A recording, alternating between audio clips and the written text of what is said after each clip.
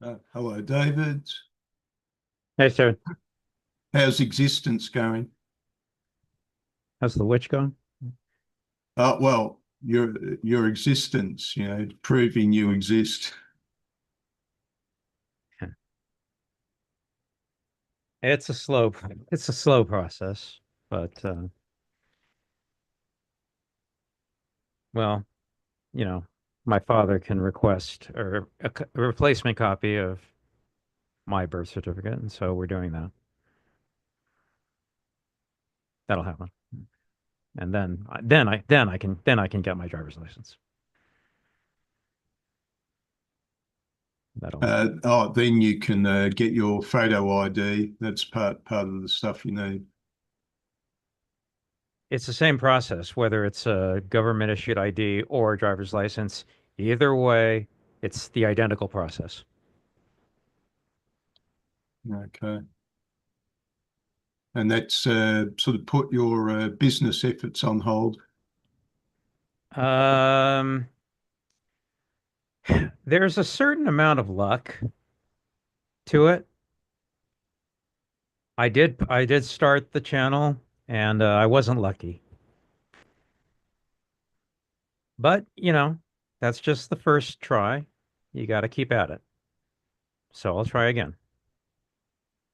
There's a certain amount of luck to it, and I wasn't lucky the first time. Hello, Barbara. Yeah. The way YouTube works is it will show the videos that get posted to YouTube people, and if it doesn't do that, then nobody can see your video. It's kind of like a banning, but without actually being an official ban. But if they don't show your video to anybody, then nobody can click on it to watch it. So it's like a covert banning that happens. Anyway, Now, Matalia's got some sort of a YouTube channel. She does a little thingies on. She says it costs a certain amount. Like I think even the thumbnail or something like that costs some money. you mean if you hire somebody to do the thumbnail for you? Yeah. She talked about some sort of a fee, or maybe she was getting the thumbnail made up. I'll have to check with her about Yeah, it. you hire a graphic designer and to do it's nothing. It's like $10. If you're paying more than $10 for a thumbnail, I mean, for goodness sake, no, that's not going to work. It's a thumbnail. It's just $10. Yeah, that's all. All right, I must inquire what her costs were. Seemed to be in her case something a bit more substantial. It's just a thumbnail. There's no reason to pay more than that. You could get somebody to do it for even half of that, a single thumbnail. If you're doing a lot of videos, then you have to, generate a lot of thumbnails, sure, but you shouldn't be doing more than three a week. Oh, rightio. So each video has a thumbnail. Yeah, yeah.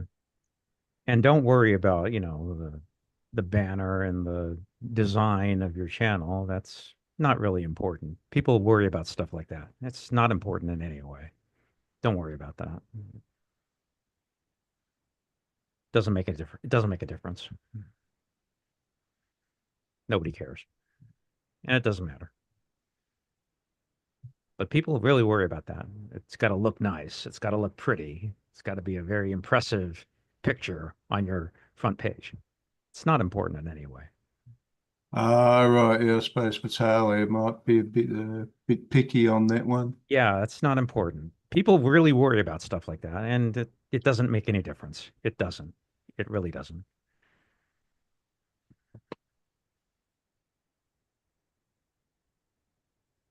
Okay, I'll put up a little bit of Yeah, I gotta make you the co-host. There you go. There you go. There you go. We're doing two comics this week because we didn't meet last week, so we're doing Lovecraft and Conan.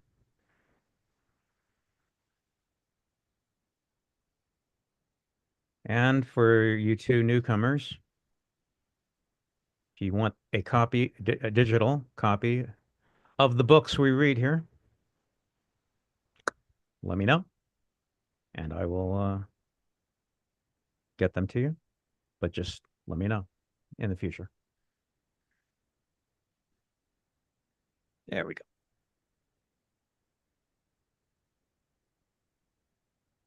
Okay, well, yeah, it was the Lovecraft. Well, this one was a little amusing one on the Hey, so when we getting this meeting started?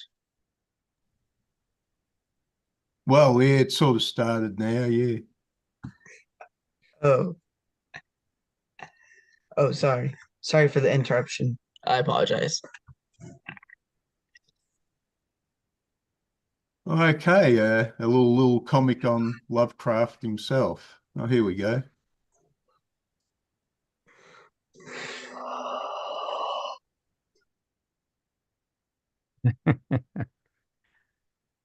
Right. I have to, get the AI to can give them a new personality because it's always the same old personality. And it's starts to become a bit obvious after a while. Yeah, exactly. Okay, we'll have to start again. Okay, so an amusing little, almost Mad Magazine style comic on the man himself. Yeah. A biography of a strange creature whose weird fiction continues to terrify the world. Mr. Lovecraft, wake up, you're dreaming again. Been woken out of his nightmares. A little bit on his mother and father. I think they both went mad. Just to prove people were going mad in the 19th century and the 18th century, and it's not strictly the 20th or 21st centuries. We do have evidence of madness going way back. So nervous breakdowns are hardly a new occurrence. He's sort of detailing all his dark ancestry in New England, I suppose. Now we've got a few of his friends here. So what's that? Robert Howard. August de Leaf, I haven't heard of. He seems to have been some sort of a poet who jumped off a ship or something like that. Mhm. Anyway, he meets Sonia, who takes a fancy to him. It's a rather amusing illustration. Like, I don't mind making love with your clothes on, Howard, but couldn't you at least take your gloves off? Anyway, her hat shop fails. She has to go and find a job and make some money. So, yeah, I was reading about his wife. She sort of parted company, and for years she didn't know he was dead.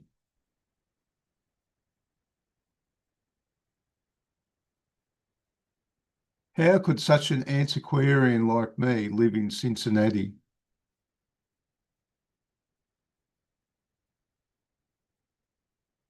My ethnic phobias reached genocidal frenzy. I wrote monstrous letters and was close to suicide. I meets up with his aunts.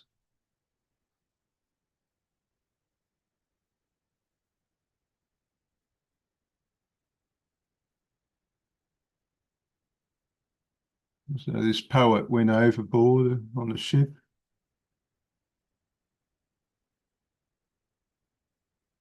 Okay, well, finally, Cthulhu shows up.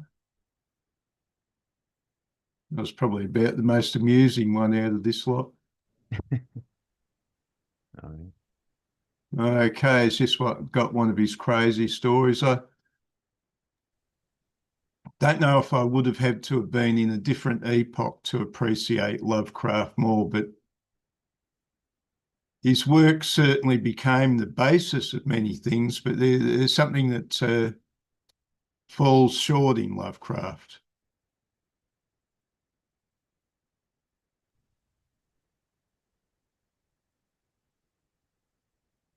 So just the usual fare, I suppose, some pretty weird stuff.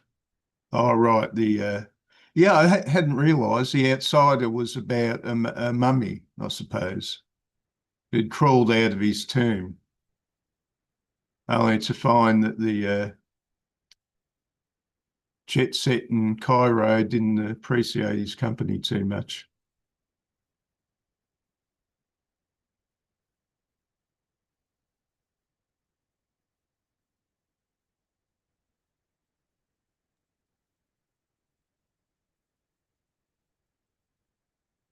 Yes, I think the world of Lovecraft is starting to wear a bit thin with me. I think I'm starting to reach a point where I've seen enough. But I think the next one is that Japanese artist, isn't it? He's enough to keep me curious for one more, I think. Huh.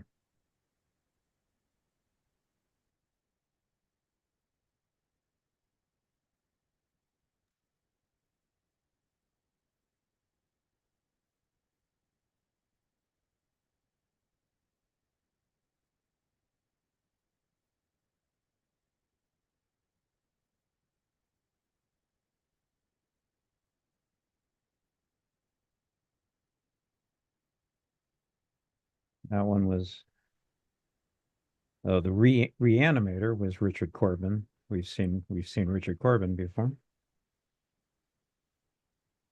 Oh, okay.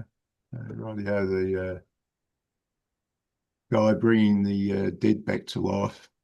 The Reanimator segment piece story. I've seen quite a lot of Corbin's Lovecraft adaptations. Quite a lot. He did quite a lot.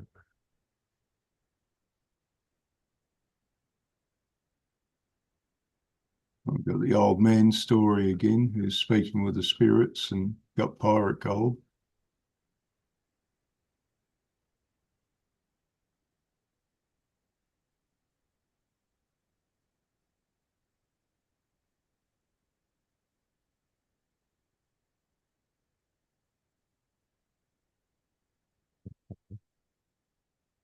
I think I like the Matt Howard one. The Shadow Out of Time. Yeah, I think I like this one the most of this collection. Well, just graphically, I mean.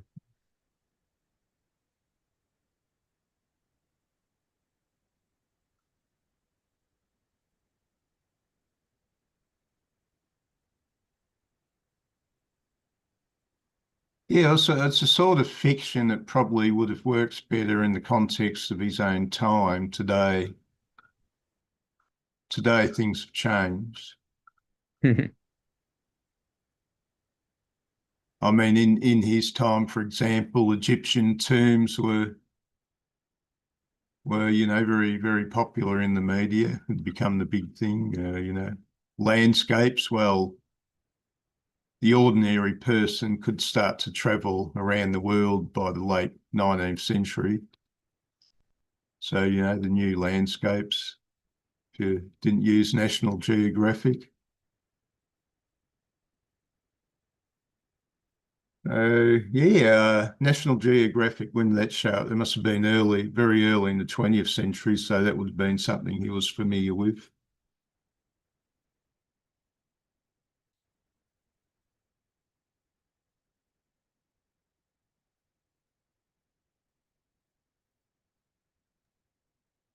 Yeah, by now we've almost seen pretty much every story and poem Lovecraft has ever done by now. I'm sure we've missed a couple, but not many. Multiple times by this point.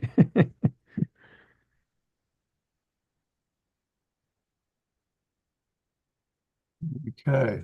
The great race escapes using their powers to flee to a distant tomorrow. but the ancient evil remains waiting to rise and prey on unsuspecting humanity. Yep. I fear for more than my own life now. I was having a dream last night. I was trying to keep a large factory door closed because I was afraid a Tyrannosaurus or something like that was going to come along. So it must have been something getting just slightly close to Lovecraft's world. I'm surprised I never made that connection. What was that very famous poem? The Second Coming? Famous poem? Second Coming? Okay, yeah, not really big on poetry. The Second Coming by Yeats. Yeah, Oh, Yeats. yeah, all Second right, Coming. okay. Yeah, things fall apart. The center cannot hold. You know, I never connected. I never, until just right now, I never connected that with Lovecraft, but it's a perfect connection. I never connected the two.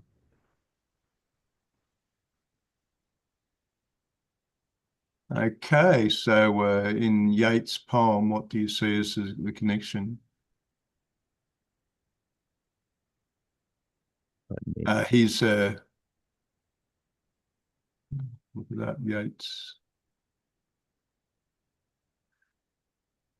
Move, new window. Thank you. Share. Do you Oh, want okay. I was just going to check out the Second Coming. Okay, right. That comes up pretty quickly. What's all that I about? drive? Share. There we go.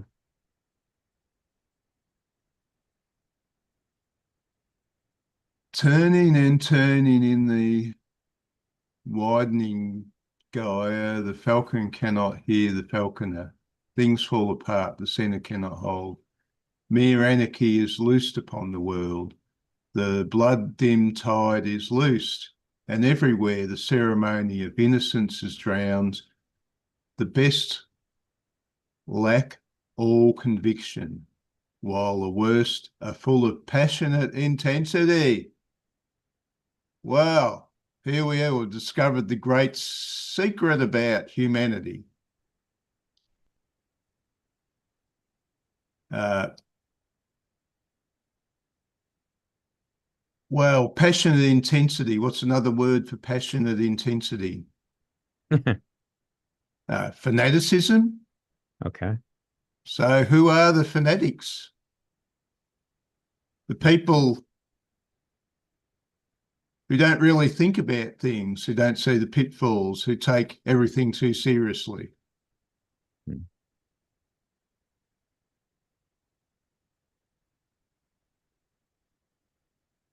The best lack all conviction.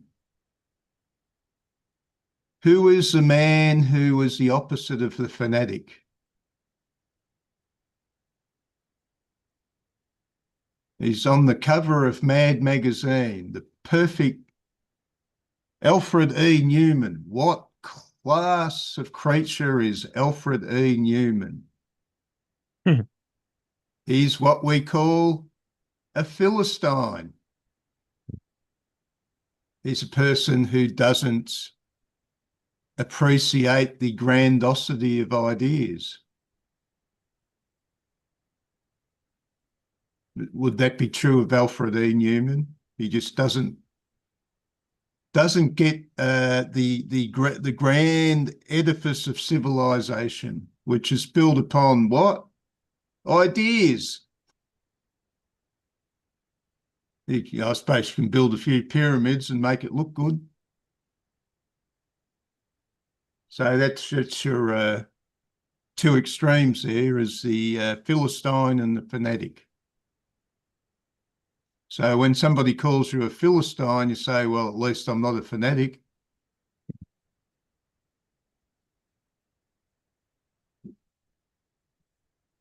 Surely some revelation is at hand. Surely the second coming is at hand. The second coming, hardly are those words out when a vast image out of Spiritus Mundi, or the spirit of the world, I think, I remember things correctly, Yeah. troubles my sight, Somewhere in the sands of the desert, a shape with lion body and head of man, a gaze blank and pitiless as the sun. Its slow thighs, while all about it reel shadows of the indignant desert birds. The darkness drops again, but now I know that 20 centuries of stony sleep were vexed to nightmare by rocking cradle. And what rough beast, its hour come round at last, slouches towards Bethlehem to be born. I think I might have seen something of this one before. Very famous poem. Okay, so he's mentioning the Sphinx. So he's inviting the riddle of the Sphinx, is he? The creature with a lion's body and the head of a human.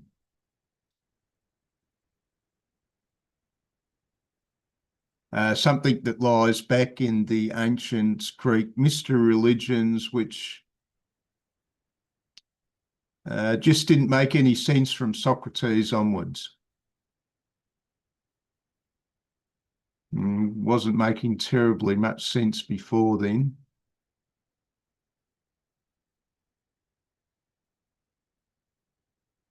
I think images, they say that if you belong to a culture which didn't see images very often and you saw an image, it would have an overpowering effect on you. But we're so used to imagery, you know. We're shown a picture of the Sphinx, we're hardly moved by it.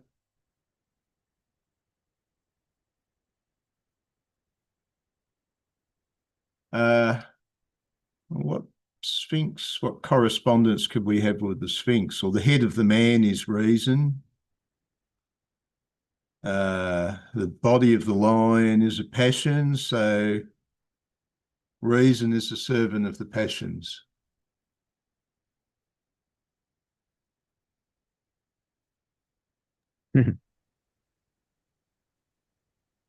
Yeah, well, it's important to remember that. Rational mind always wants to convince itself that it's in charge. Yeah, existence precedes essence. It's like, you know, it's like the whole business with Russia and, you know, Putin and the war. And all the rationalist newspaper people are chanting all the time, Putin is evil, Russia is evil, they're in the wrong. And they could be correct about anything. They could be correct about the lot. But the trouble is they don't realise that their argument is essentialist. They're claiming this is the essence of the story, which some, you know, would debate. But all right. But say it's all true. Russia is evil, Putin is evil. Therefore, it should disappear in a puff of logic. Close the eyes. Well, evil Putin is still there. There's something more than the essence of ideas. There's existence. And that's the trouble with our ideas, is they're descriptions of reality. They're not the reality itself. And we live in a culture that tends to forget that all the time. That goes back to Plato. Well, he was sort of in shooting these. There was an invisible realm of ideas where all the ideas were true, didn't he? We simply live with the pale reflections of the true ideas. So when we go out in the world and want to find the you know, the perfect happiness, we're not going to find it on Earth. We can only find it in the world of forms, where the perfect form of happiness is. So abandon all hope, ye who think they can wander in the world and find the perfect form in the world.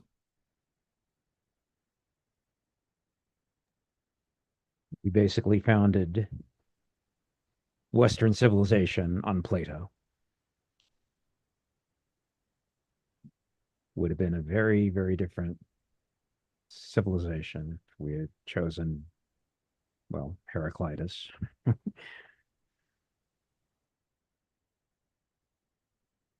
You haven't come fully to grips with Heraclitus, really. My intellect's probably a bit limited.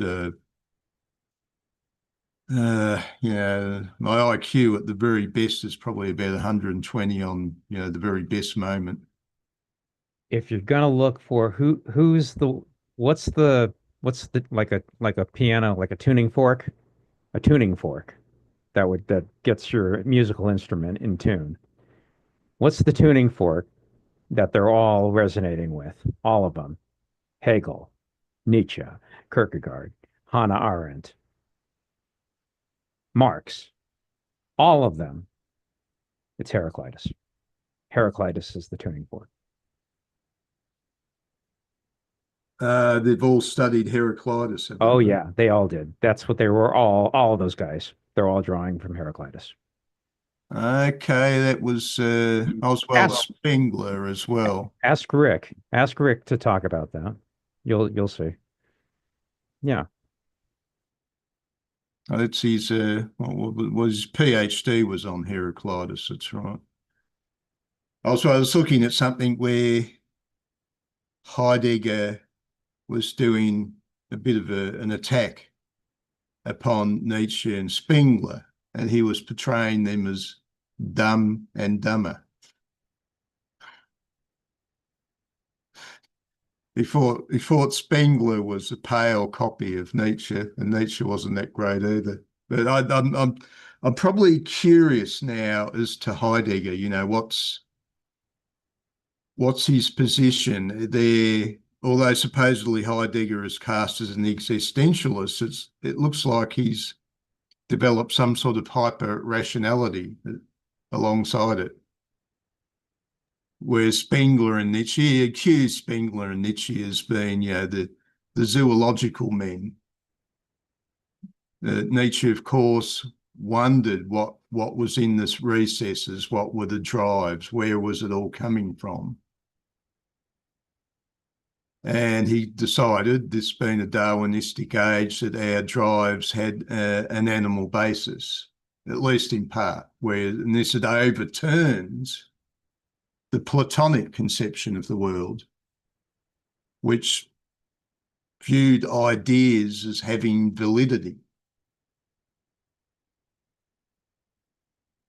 So we see Heidegger defending that Platonic view of the world against the beasts of Nietzsche.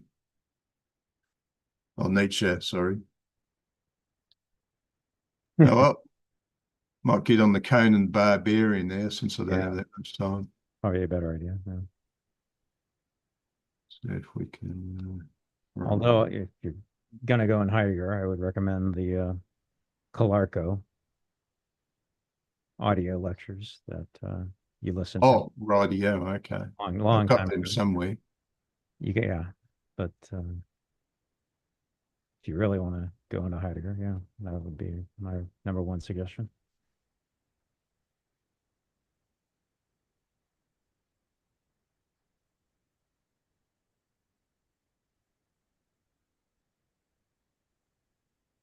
Okay, more Conan. Yeah, Robert E. Howard. Interesting, the connection there. I'd never read Conan. I did read a bit of Breck the Barbarian when I was a kid. Just happened, a friend was throwing out some books at work and she thought I might like them. So she grabbed me a few Breck the Barbarian novels and actually I quite enjoyed them. Breck being slightly more intellectual than Conan. Okay, I thought, the comedy team was going to last. So he's got his sidekick, Bowtie, comedy relief.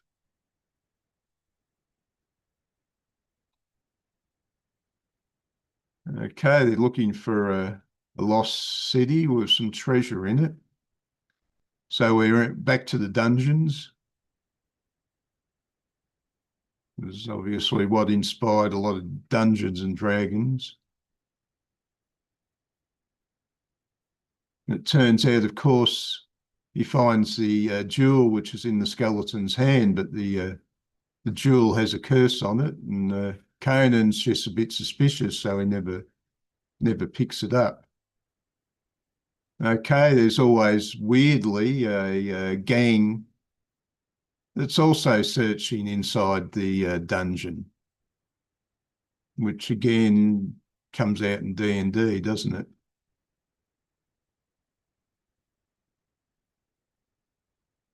Just when you thought you got your hands on the giant diamond, there's somebody else that's also looking for it, that's such a strong plot device, isn't it? That was in Raiders of the Lost Ark, where you've got one guy, heroically on his own, seeking the treasure and trying to compete against another crooked archaeologist and a barrel full of Nazis. Truly 1930s films. There's a lot of them which were sort of vaguely on that theme, which Raiders of the Lost Ark copied. Well, anyway, beats up the gang. Some monster comes out. Okay, it leaves another couple of skeletons there. So the head of the brigands is turned into a skeleton, and so is Bortai. One of the new skeletons is small, almost dwarf-like. There's no room for men's tears amid the violence of this Hyperborean age. But Conan will remember this sight whenever he is tempted to brave the boundaries between the world of the gods and men. And he'll remember and pass on empty-handed. So that's the curse that's in the tomb as well. That's another of the devices. Okay, got Conan, the usual girl on the cover, skimpily clad girl on the cover, a stone god. There's for some reason he's tearing his way through this town after the last adventure. Okay, so we've got a ruler here, and what has he got for guards? Dregs, I say, every one. You just got to make some soldiers out of these guards. And Conan drops in, he's in a bit of a state. They clean him up. If he fools around with a girl, he shouldn't. I'd say Conan's just not a good archer. Lacks the dexterity. Civilized men are more discourteous than savages because they know how they can be impolite without having their skulls split as a general thing. Well, actually, it's probably, I don't know if that's absolutely original thought, but that tends to be the point. If you're in a dangerous world, you walk softly and carry a big stick. We live in a world where people walk loudly and carry small sticks.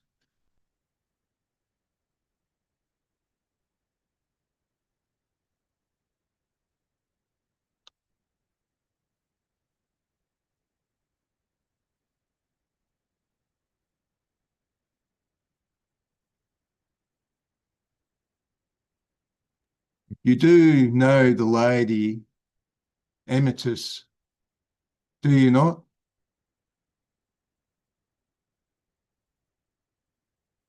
He's found himself a stone god, with headless stone god. What happens when you put the head on? Let me guess. You're in trouble. Okay, there's a little image retelling his former adventures. Okay, he's off with his girlfriend, but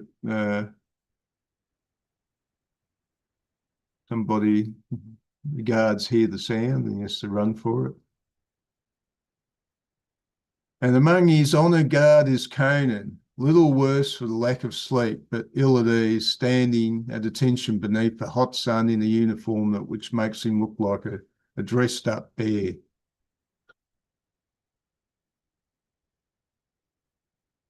There was a bit of a break here, if I remember correctly.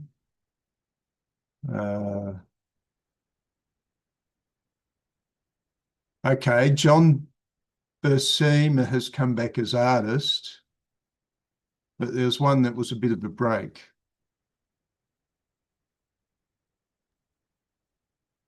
Pretty sure that this one was Buscema.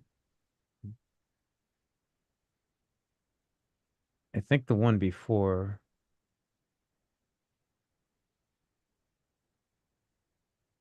Might have been somebody else.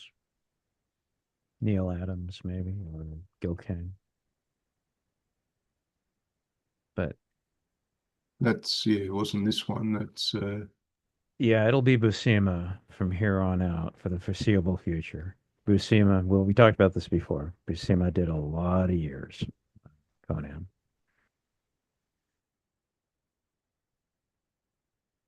A lot of years.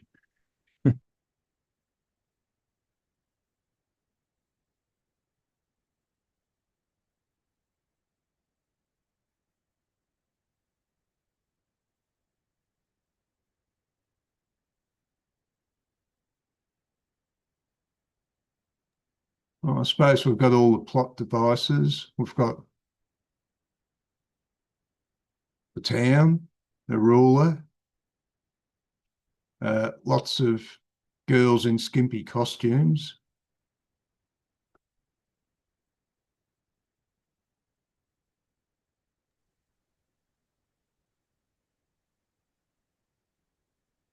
We might have a mad sorcerer.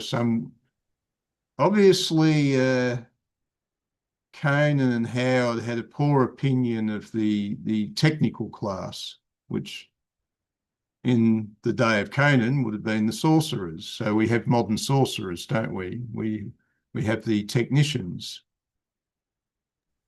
the mages who think that their science creates the answer for everything. The modern version of the mad astrologer priest of ancient Babylon. And Conan just doesn't like them because they're unmanly. You look at the ancient tales, I think even the Norse tales, the Aesir that invaded Scandinavia came up against magic, but they looked upon magic as being unmanly. Okay, they found themselves a stone head, stick it on. What happens? The statue comes to life.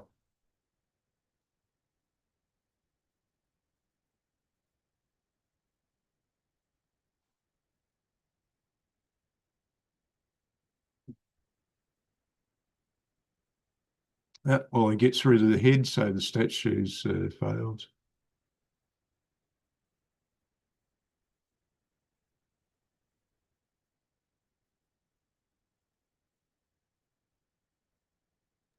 Yeah, this is this is Neil Adams.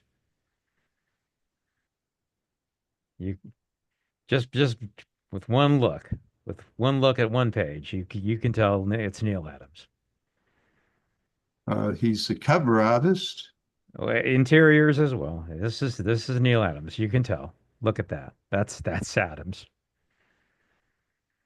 So he's done this issue for some reason. Oh, that's right. Yeah. Okay, here we are. Not Neil Adams, artist. It's not that easy to churn out 22 comics pages in a month. It's not that easy. Not Professionals. if you've got other things to do, I imagine.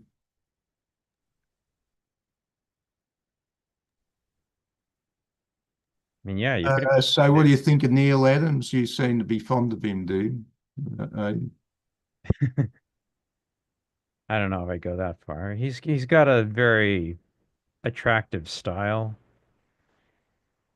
and he was one of the superstar artists of the 70s.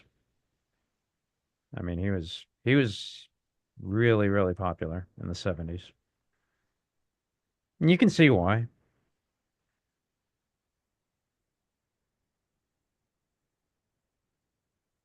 Yeah, he definitely had a style and a verve, energy. Yeah. No, he was hugely popular at the time.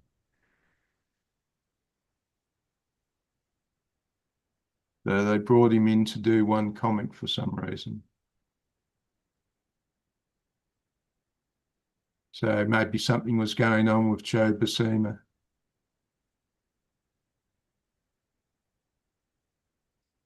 Okay, the sorcerer has some little troglodyte creature. Well, what do you think of his girl? Is it different from Buscema girl or?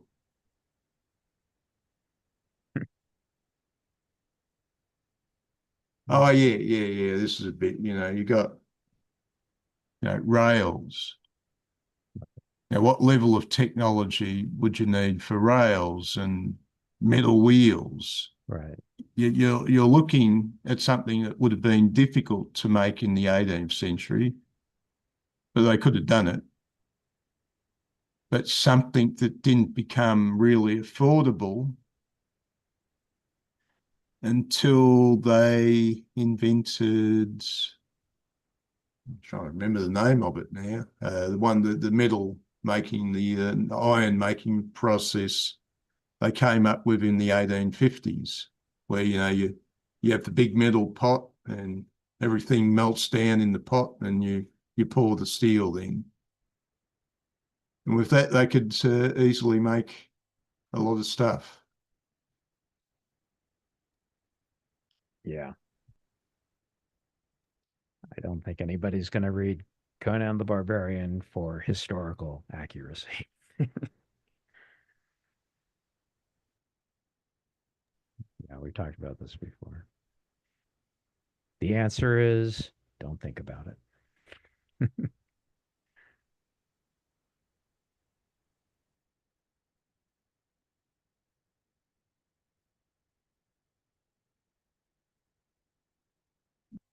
The Bessemer process, that's it.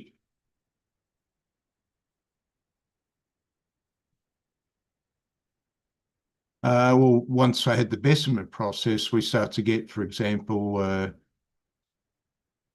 the end of the wooden ship, and we start to get the steel ship appearing. Okay, he's got a dragon, but the dragon's got a nemesis, a giant slug.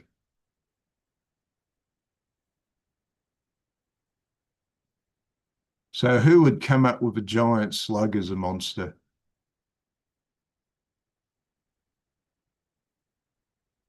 And this slug likes eating gold.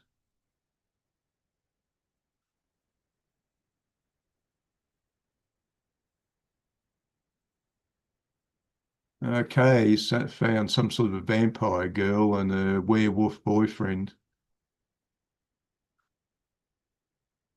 Let's see who are we back with now? Joe Bessemer is back as the artist. Okay, this is the King's Guard. They spend their time with wine and women, and there's possibly a bit of song there. What sort of efficient King's Guard are you going to get with that sort of stuff going on all the time?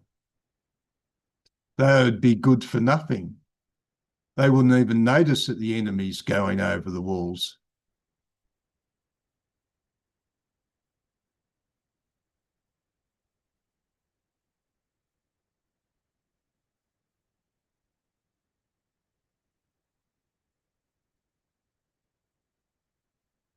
Oh, I guess Conan versus the Fancy Dan.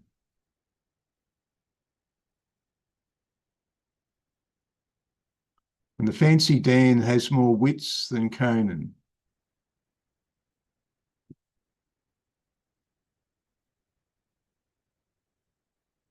Okay, this lady he's fond of is possessed by some sort of power.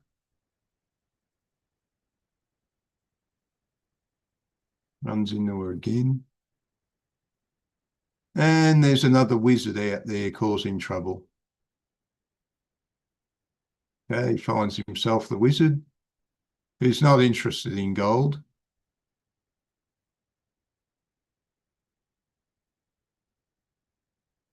And find out the wizard's price in the end is human sacrifice, which Conan decides, well, okay, you're up for it.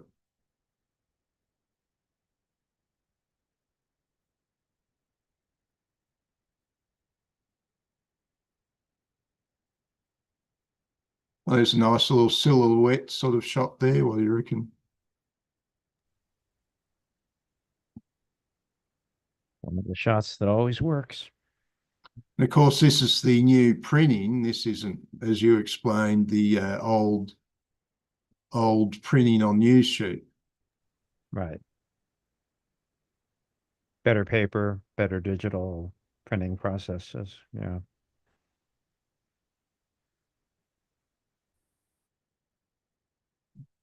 Okay. Some guy in the background always causing trouble. He goes, seeking power, seeking to rise in the world. Dragon from the sea. Persephone, wasn't it? It was the Imperseus. Persephone. No, not Persephone. Persephone. Persephone. Persephone. But the hero, Andromeda, that's it. Yeah, Andromeda was chained to the rock. So the hero was Perseus, was it? Wasn't it Theseus? Perseus Perseus. and Andromeda. Okay. The dragon from the inland sea. Based on the hero created by Robert E. Howard. There's a gang of cutthroats in the middle of the desert.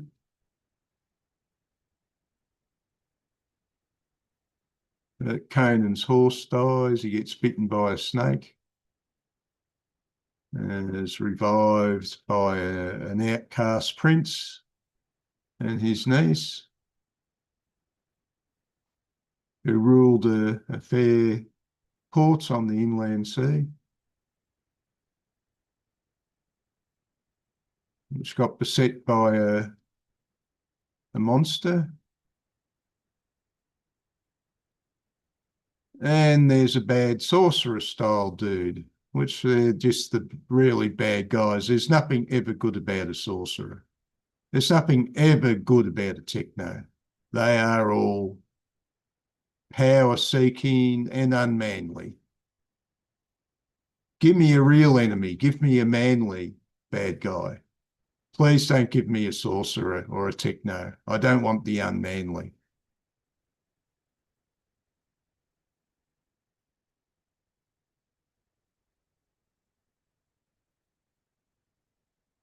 Oh, this crocodilian's a bit hard to stop.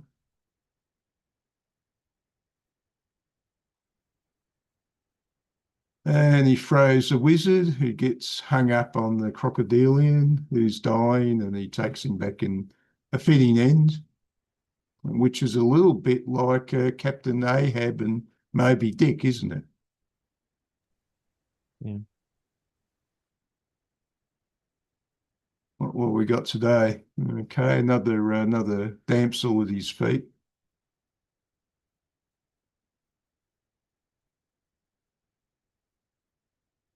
Okay, he's found himself a wizard in desperate straits, a minor wizard.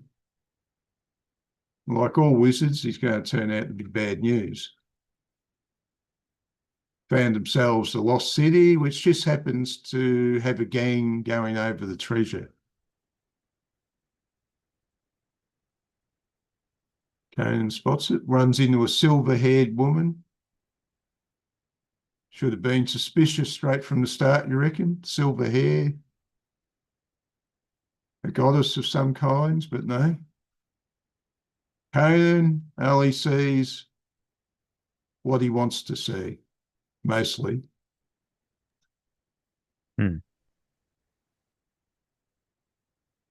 Well, the diamonds are getting bigger.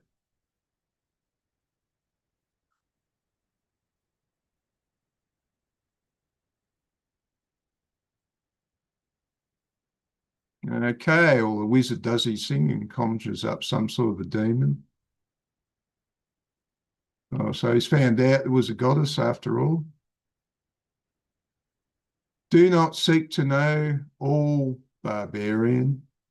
That is written in the iron-bound books of Vahalos the Blind. I haven't read any of his stuff. Libro was my priest in days when gods and mortals walked hand in hand, but he was unworthy of the honour. He stole the life stone, became rich, and all but immortal in its glow. When he lost the gem, he knew it would cause itself to be brought here. So here he came. And now he is dead. The life stone is mine. And even the new treasure within the walls of Bad Ben's, no precious stone ever again will leave this city. No. Right, so I was thinking about taking the treasure, realise it might not be a good idea. A little bit of slow thought happening there, it must have taken a few minutes for the cogs to turn. Suddenly, clunk, and yet might not be a good idea the way things are going. So we've got the tree woman, the plant woman, and she's some type of allure for the tree beast or the tree god. Doesn't eat anything, doesn't drink, and Conan is hardly getting suspicious.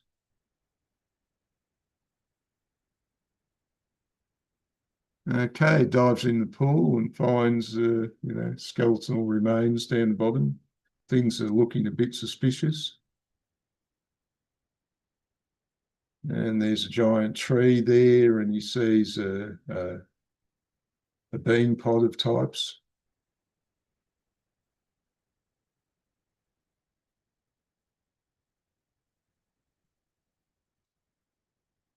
The tree burns, but then the woman comes out of the pod again. And his answer is to hack her to pieces. Okay, the gargoyle. Okay, down on his money, down to his last flagon of wine. Just this, evil dude again who's got some plan.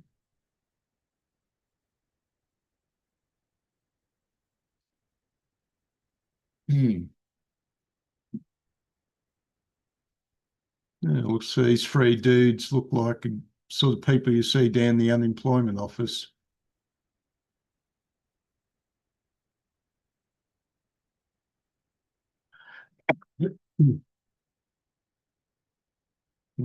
Conan has a soft spot for midgets. This innocent looking woman. You can always trust them. Okay, prize for being the wrestler, which Conan easily does.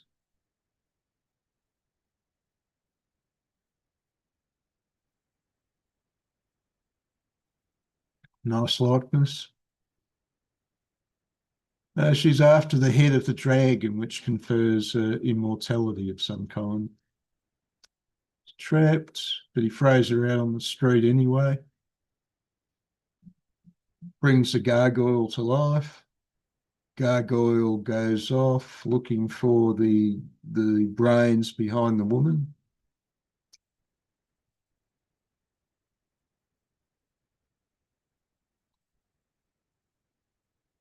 And that's that.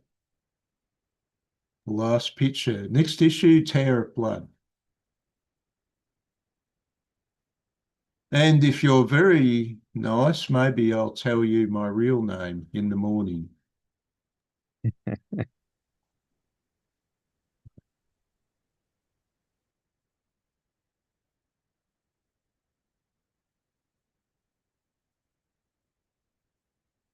Okay, this one, The Night of the Gargoyle, was freely adapted from The Purple Heart of Ehrlich.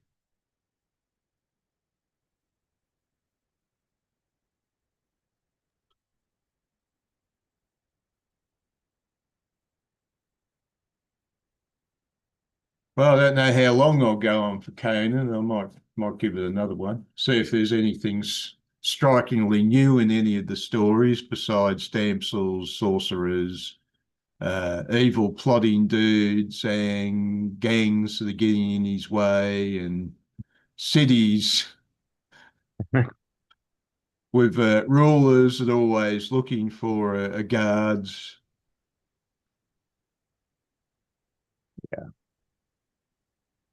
All right.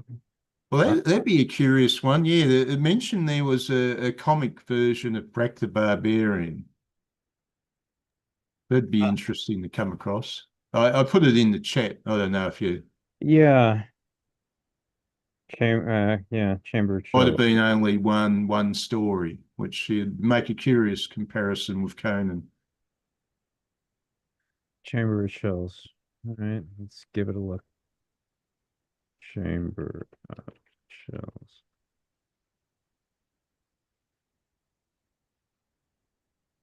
Issue 2, you said? Well, 1970s, of course, when this Conan comic became big, and they're trying to develop some competition, which didn't quite work out. January 73.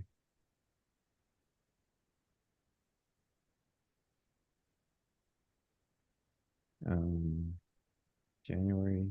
Oh,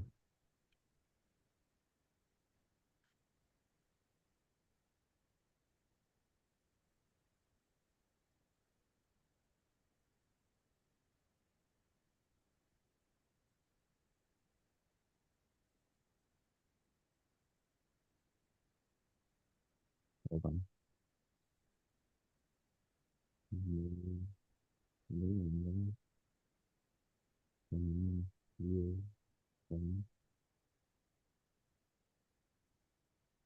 mm.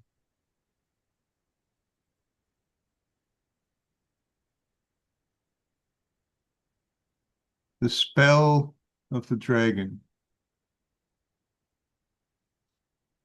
Timeless adventure of Brack the Barbarian. The road is long to Kurdistan the Golden, and even a brawny barbarian bound south to seek his fortune can travel free. So when the coin pouch is empty, he offers his back and his broadsword for hire. Okay, so he was a blonde, right? So there's Brack there.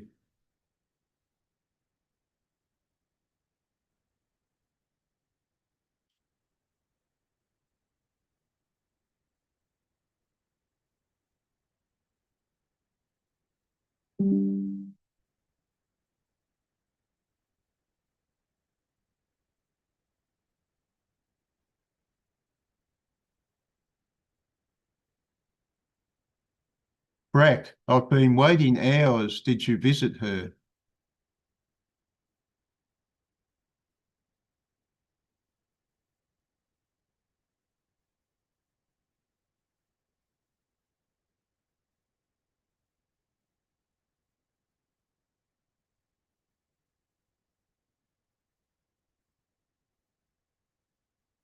I think I find, even this comic, I find Brack, there's something a little bit more pleasing about Brack than Conan.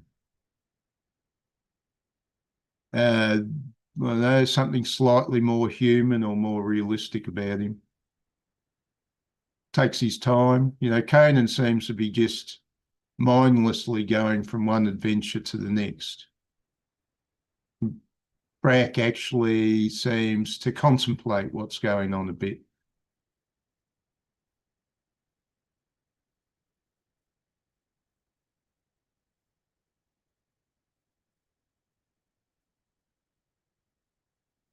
Yob Hagoff.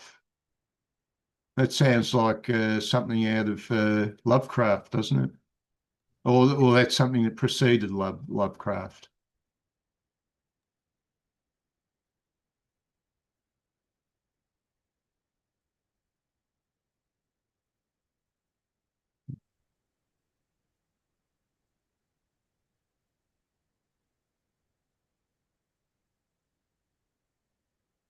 Okay, he's found himself a dinosaur.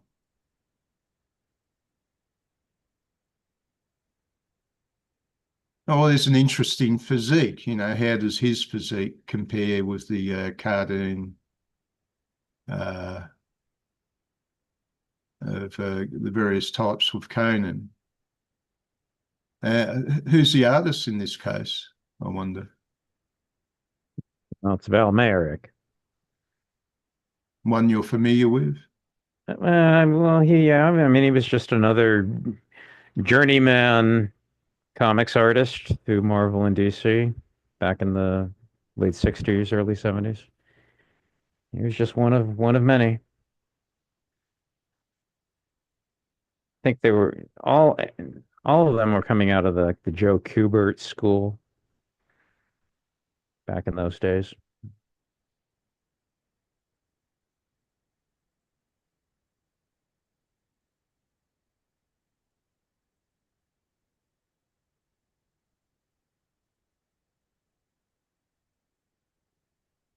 Yeah, they all pretty much are emulating the same kind of, yeah, Joe Kubert style.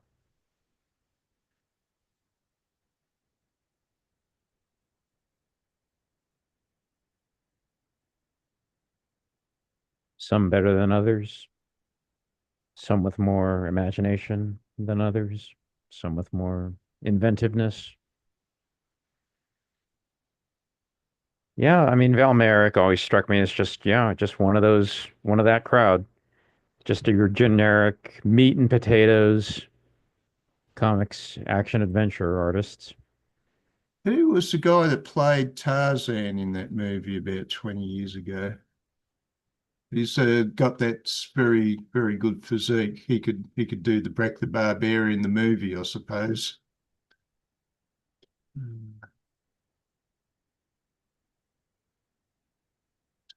Tarzan movie.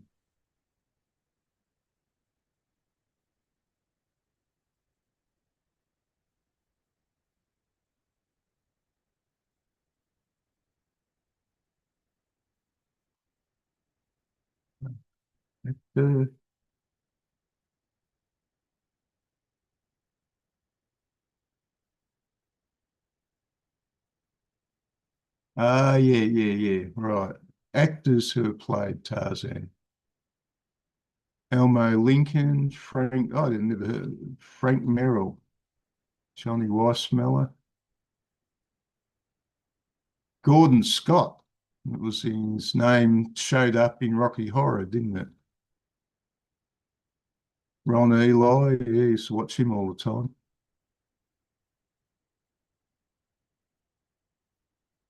There he is, Alexander Skarsgård. So he's got a physique almost as good as the guy in the comic book there.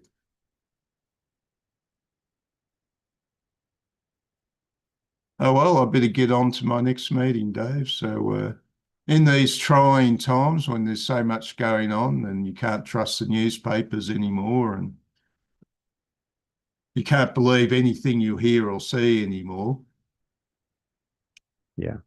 I think we've entered the zone of the absurd. We're in the absurd zone now. Once the world used to look vaguely real, now there's all sorts of strange things going on. So it's the great one small step for an existentialist, one giant leap for existentialism.